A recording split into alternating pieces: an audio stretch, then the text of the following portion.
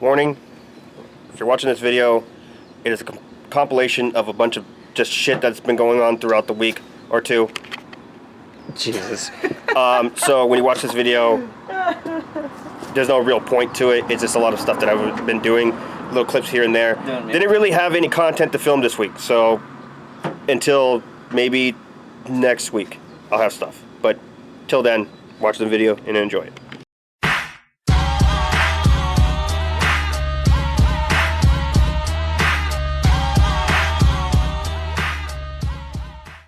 Okay, new day. Today I gotta work on the truck. If I have enough time, I gotta do wheel bearings for Raphael, which are right there. I gotta work on this, and I gotta work on the truck. I don't know if I already said I gotta work on the truck, but this is what I gotta fix. So I'll show you guys right now. This is all fiberglass. Gotta bring this back in, push this back together, sand it all down nice and smooth, and then lay some fiberglass on this bad boy, and then sand all the fiberglass down. And I'm going to be filling all this, so there's going to be a big ass sheet right here that goes down to the end. Oh, fiberglass sucks.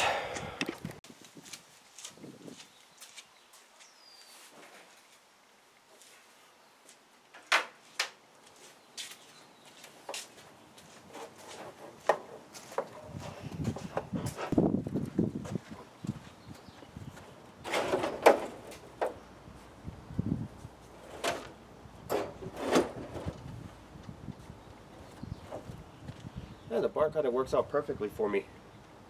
Kind of holds it kind of in place. I like that. First things first is we're going to start sanding this down with 80 grit. Get all these crack lines out of here, right? And then I'm going to look for any more broken surfaces on this bad boy while I'm here. This is good. That's good. These are all good. Okay. So sand this boy down with 80 grit. Oh, look, is that an old-fashioned Stingray down there? Hold on. It is. His car die? I don't know. Anyways, yeah, we're gonna sand this bad boy down and try to figure out this puzzle. That's the thing about fiberglass, is that when you work on it, it's like a puzzle. So you gotta get it all together. You can use tape in order to hold it together while you what the hell? Oh, okay. I thought that was a crack. You could use tape kind of to hold it together so that way you can get your formation, but do not put the fiberglass over the tape. I've never had an experience where I did that before, but I don't know. Probably try that out and see how it works. Also, don't forget to do the inside. If you do the outside, you got to do the inside. Make it strong on both sides. Don't cheap out. So, yeah. Alright, now that the gloves are on, we're going to start sanding because I don't want to get fiberglass all over me. Gotta get my fingies in there. Okay. I'm ready for work. Okay, so what we're using here is 80 grit. This is 80 grit right here. You see that? 80 grit. Now I'm using the flexible pad because I don't need it to be super smooth and don't care about waves because I know you guys can't see me, but deal with it.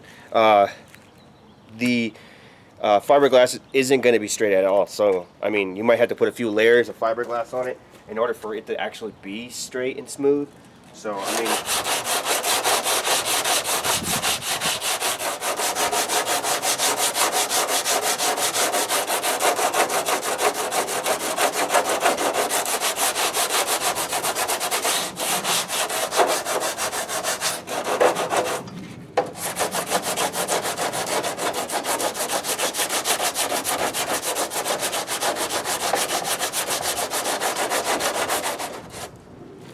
that's pretty much it.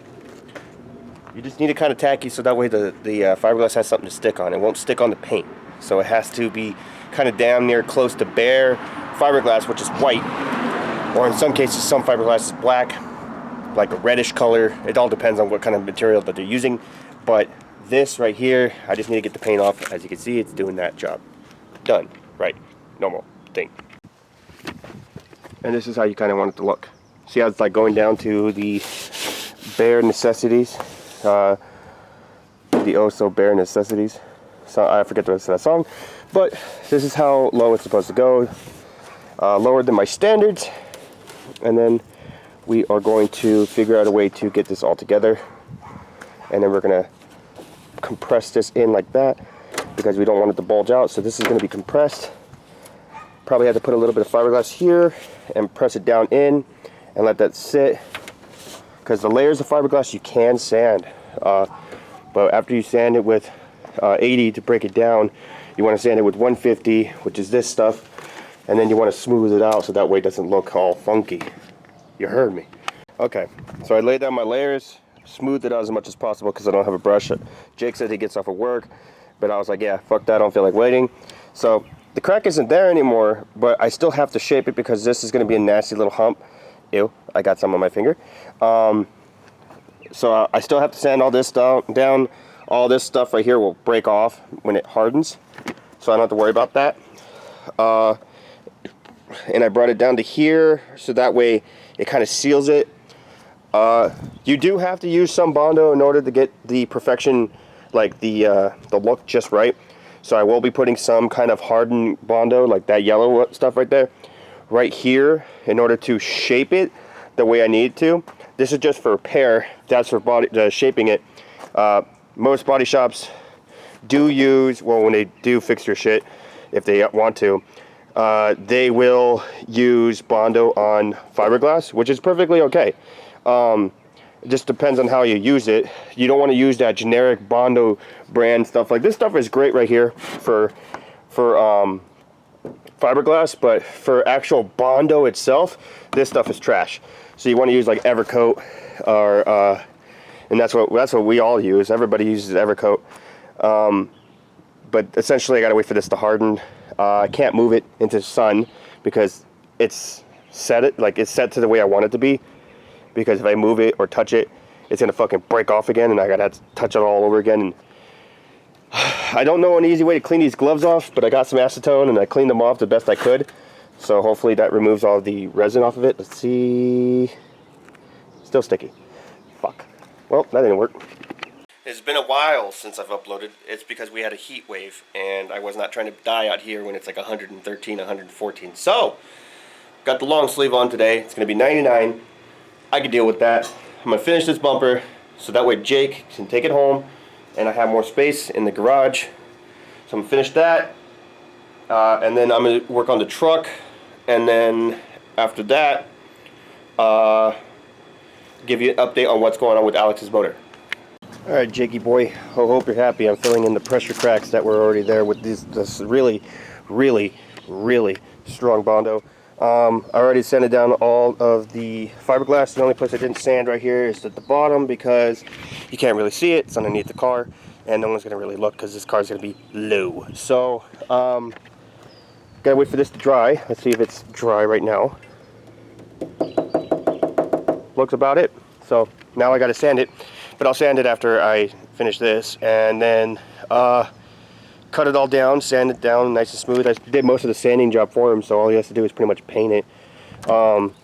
Yeah, and I would highly recommend Jake getting probably a new grill thingy, because this thing is all chopped up down there.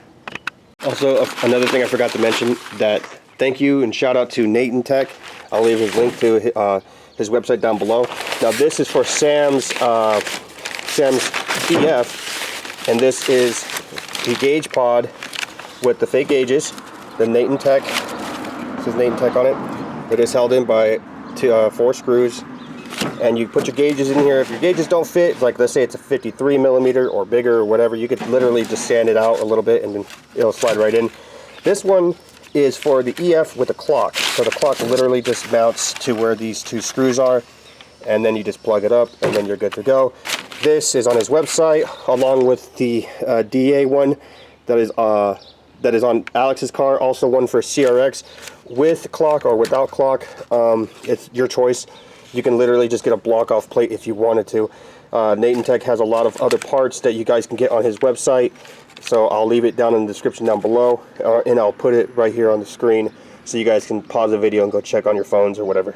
Now with Alex's motor, we finally got the valve stems to, or the valve guides, my bad, valve guides to Albert. So the head is in the shop currently still. That's all that we were waiting on. And then we're gonna get the head back. It's gonna be fully done, all new stuff, all fully built. Who's this? Oh. And then we're going to install it and then put it on the head. Don't put it on there. His transmission's getting serviced and rebuilt by I think Gearhead, and he's somewhere out here in San Bernardino or Fontana, around the IE area. So that's the plan that's going on with the Integra right now. It's not, you know, I know it takes a while for things to happen because due to the whole COVID thing, but we're trying as fast as we can.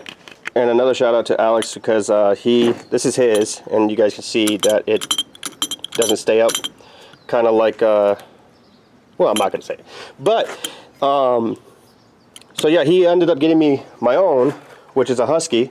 He bought me a Husky one, and I love this thing. I really recommend it. It has a valve right here that you can adjust the speed. If you guys want the part number to that, don't know if this box has said part number. Where would that be at? I think that's the part number right there. But comes with a 3-year warranty. It's a low vibration 6-inch sander, DA, oilless, and it is fantastic. Love it. It's hot. It's hot. It's hot. So the bumper's done. Jake is going to be happy with it, hopefully. If not, Jake can lick my big toe. So this is done. Now it's time to do this. But I don't know if I'm going to have enough time to even start, because I'm running out of acetone here. And I use this to clean my spatulas, because I use that to put the Bondo on here. And I don't have that much, maybe about right there. Because I did it just by feeling it. Yeah, it's right there. Right where my thumb is. Damn.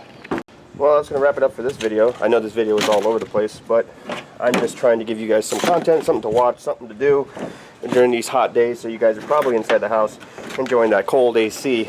So I got to make something for you guys, because I'm not in there. And I can't enjoy it because I've been feeling like a bum, sitting around doing absolutely nothing. So if you guys enjoyed this video, please make sure to slap that like button. Please make sure to subscribe and be notified on when I upload, because like I said before, and I'll say it again, my schedule is all over the place. So if you enjoyed this video, smack the like button. If you want to share it with your friends, your grandma, your dog, your cat, your fish, you guys can do so. If you guys want to leave a comment, I respond to every single comment.